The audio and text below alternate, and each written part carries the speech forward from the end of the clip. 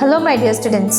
Today we are on the last chapter for the second semester, that is chapter number 9, Urban Livelihoods. Now in the previous chapter we saw that how the rural people they earned their livelihood.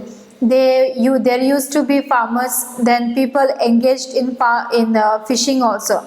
Then there are people in the village who earned their livelihood by weaving, by making the baskets, then also by making the pots. But then still they faced many problems to earn a livelihood, because they used to borrow the money from the money lenders who in return asked them to pay them or to give them the crops whatever the farmers used to cultivate. So in this way the poor people had a very hard life to earn a livelihood, and that's why wherever they get any extra income, they get engaged in that earnings. Now in urban areas like in cities and towns, now in urban areas like in towns and cities, how people they earn their livelihood. It is we can see that in urban areas, in towns and cities, people they engaged in different activity. They go to offices, they can choose a different occupation, and then they can even start a business like a retail, like shops, medical shops, or say grocery shops, or say garment shops. So there are lots and lots of opportunity in the urban area. Now let us see how they actually earn their livelihood. Working on the street. This is a city where my cousin lives. I have been here only a few times. It is very big. Once when I came here, my cousin took me around. We left the house early in the morning. As we turned the corner onto the main street, we saw that it was already buzzing with activity. The vegetable vendor was busy arranging tomatoes, carrots and cucumbers in baskets at her stall so that people could see what she had to sell. Next to her stall was a lovely colorful one that sold all kinds of flowers. So in urban areas and cities and towns we can see many vendors, vegetable vendors we can see the fruit seller, we can see the florist selling the flowers, we can see the people selling shoes on the streets which are very cheaper, isn't it? Next, we bought a red rose and a yellow rose. On the pavement opposite, we saw a person selling newspapers with a small crowd of people around him. So in the urban area, we can also see the newspaper seller. Everyone wanted to read the news. Buses whizzed past and there were auto rickshaws filled with school children. Nearby under a tree, a cobbler sat taking his tools and materials out of a small tin box. So in the urban areas in cities and towns we can also see the cobbler. Next to him the roadside barber had begun his work. He already had a customer who wanted an early morning shave. A little way down the road a woman was pushing along a cart with all kinds of plastic bottles, boxes, hairpins, clips, etc. in it, while another person on a cycle trolley was carrying vegetables to sell to people in their houses. We came to a place where rickshaws were standing in a row waiting for customers. We decided to take one to the market, which was about 2 kilometers down the road. Now, Bachu Manji, a cycle rickshaw puller. I come from a village in Bihar where I worked as a mason. Mason means the one who builds the houses. My wife and 3 children live in the village. We don't own land. In the village I did not get masonry work regularly. The income that I earned was not enough for our family. See, in the previous chapter, we saw that people from the villages also comes to the cities in search of work because everybody wants to work extra, isn't it? So that they can have extra money to look after their family. After I reached the city, I bought an old cycle rickshaw and paid for it in installments. This was many years ago. I come to the bus stop every morning and take the customers wherever they want to go. I walk till 8:30 in the evening. I take rides of up to 6 kilometers in the surroundings area. Each customer gives me rupees 5 to 10 per trip depending on the distance. When I am ill, I can't do this work. So on those days, I don't earn anything. I stay with my friends in a rented room. They work in a nearby factory. I earn between rupees 80 to 100 every day, out of which I spend rupees 50 to 60 on food and rent. The rest I save for my family. I visit my village 2 or 3 times a year to see my family. Though my family survives on the money I send, my wife also earns from agricultural work that she gets once in a while. Like Bachu, Manji, a large number of people in the city work on the streets.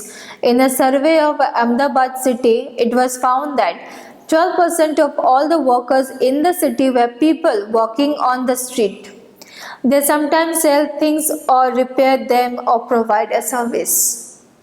They work on their own. They are not employed by anyone and therefore have to organize their own work.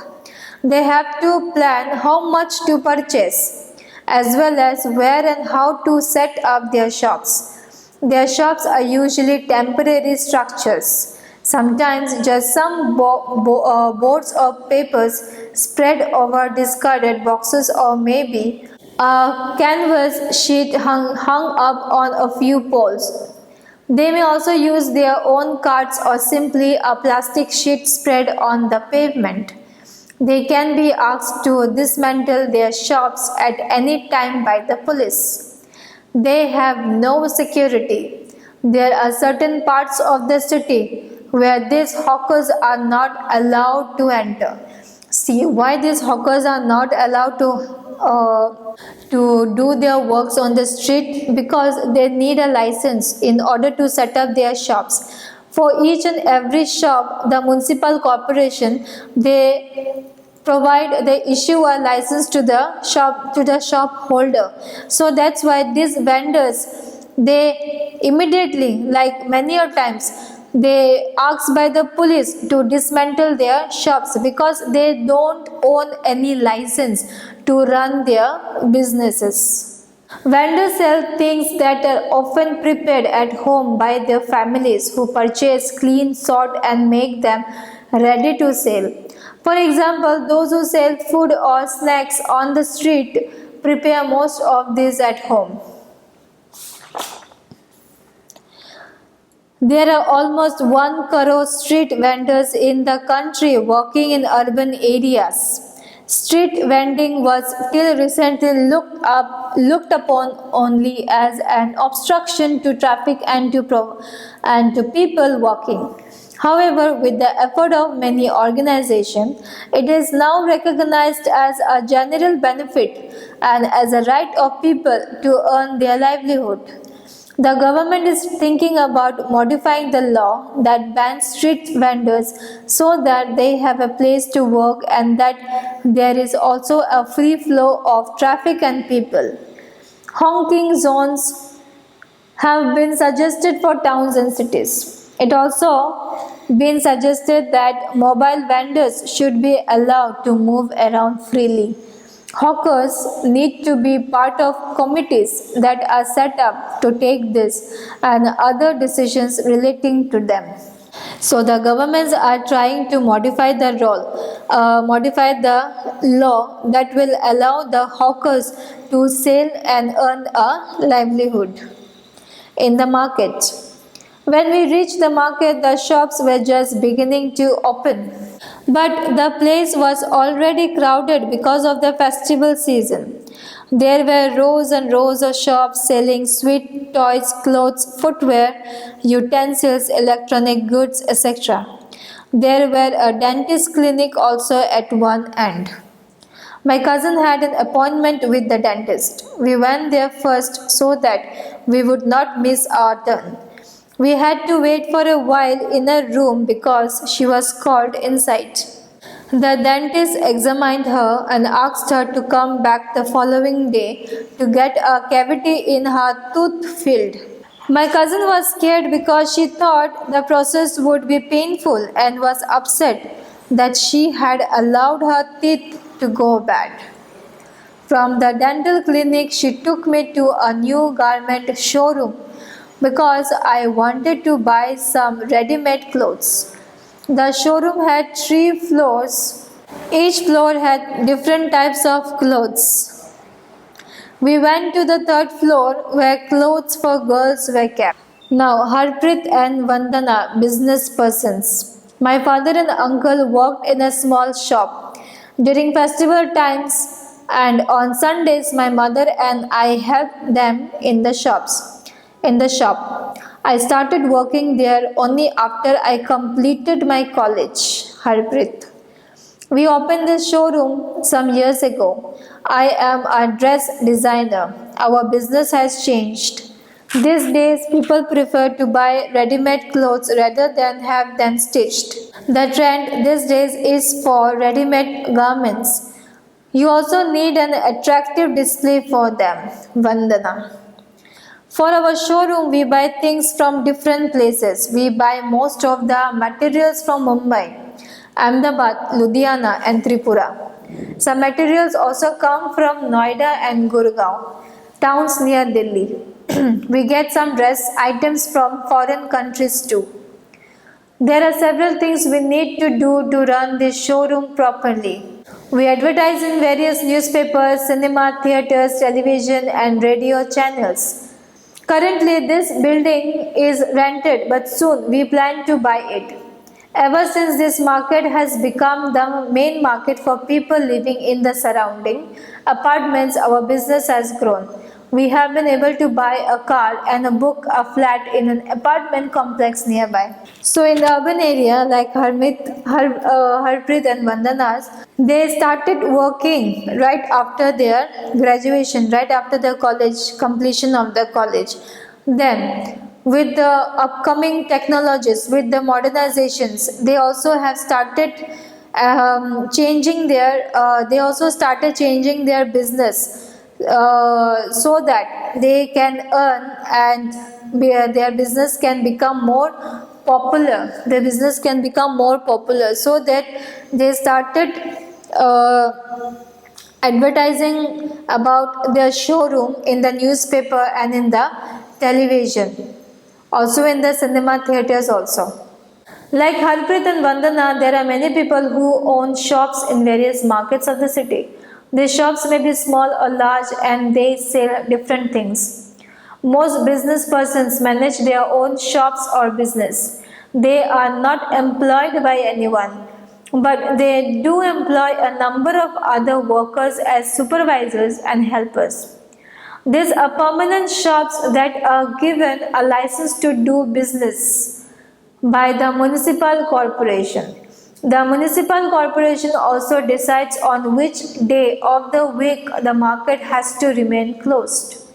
For example, the shops in the above market are closed on Wednesdays. This market also has small offices and shops that provide services such as banks, courier service and others. In the factory workshop area, I wanted to have zari work done on one of my dresses which I needed for a special occasion. My cousin said that she knew Nirmala who works in a garment factory. Nirmala's neighbors do zari work and embroidery. So we caught a bus and headed towards the factory area. The bus was really crowded At every shop, more and more people got on, and hardly anyone seemed to get off. People were pushing others to make more space for themselves. My cousin guided me to a corner so that we wouldn't get squashed. I wondered how people travel like this every day. As a bus entered the factory area, people started getting off. We also got off soon at a crossing.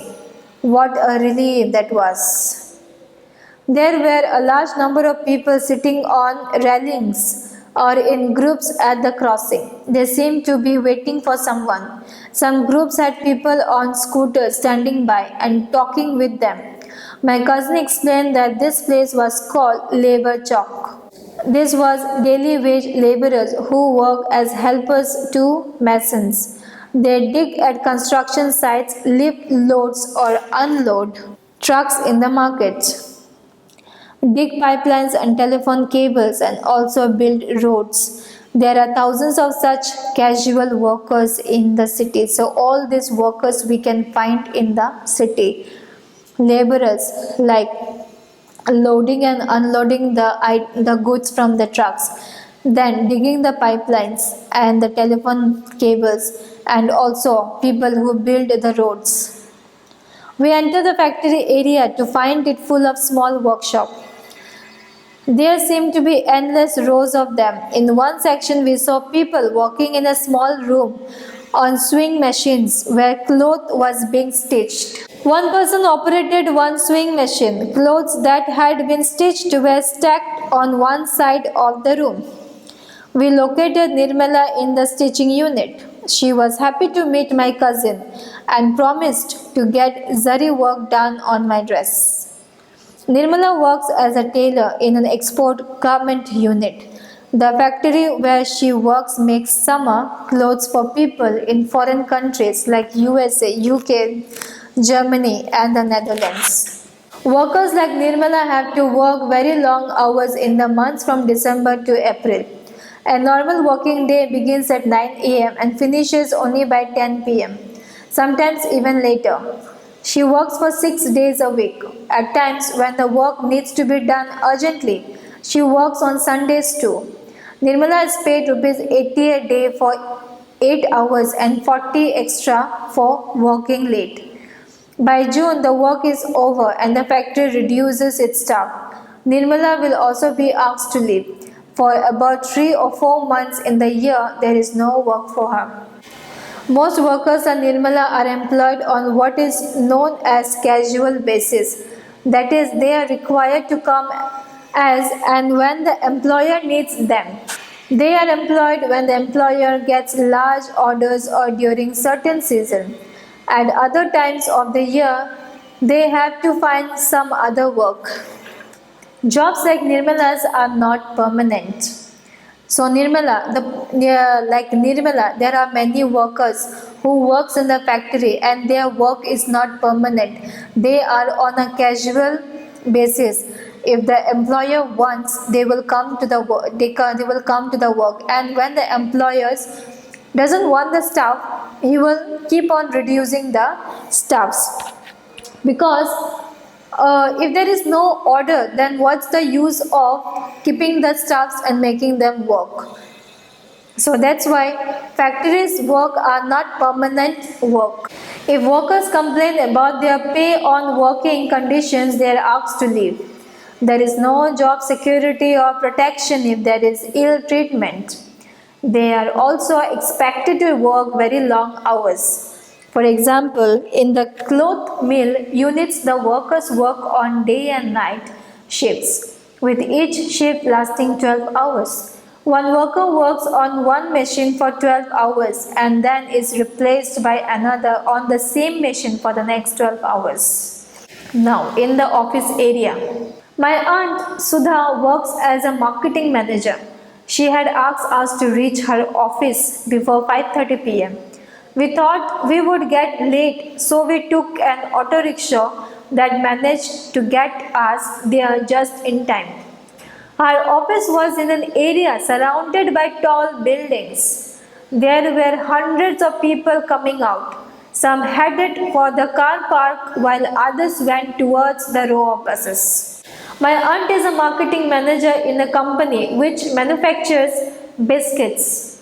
The factory where the biscuits are made is outside the city.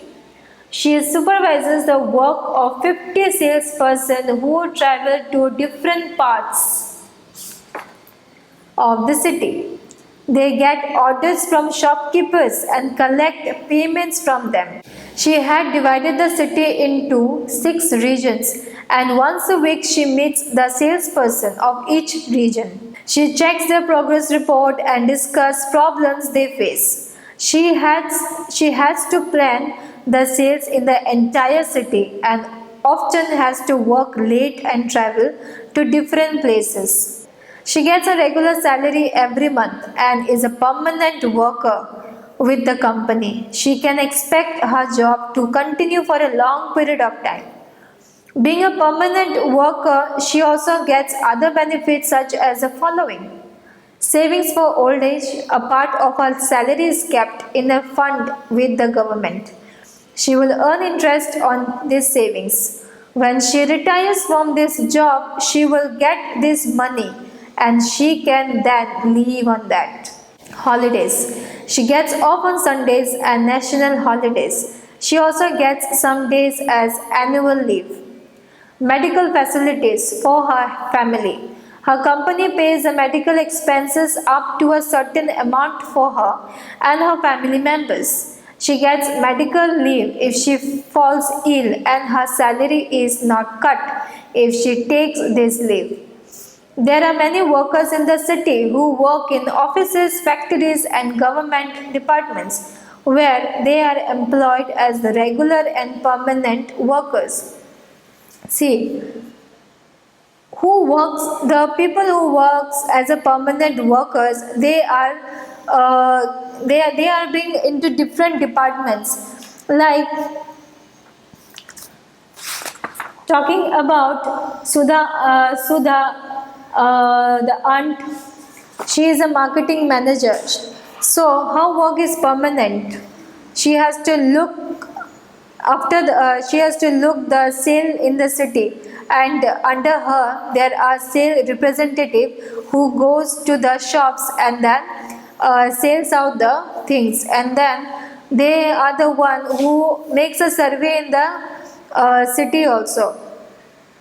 And there are also jobs like different professions like doctors, and then their teachers, and then engineers. So all these are permanent jobs. They attend the same office or factory regularly. Their work is clearly identified. They get a regular salary. Unlike casual workers, they will not be asked to leave if the factory does not have much work. So casual workers, they are asked to leave whenever the factory owner, they feel that they don't have any orders. At the end of the day, we got into my aunt's car, exhausted, but it had been so much fun. And I thought how interesting that so many people do so many different things in the city. They have probably never met each other, but it is their work that ties them together and helps to make up city life. So this was about the chapter Urban Livelihood. So next time we will meet with a new topic. Till then, everybody take care and thank you so much.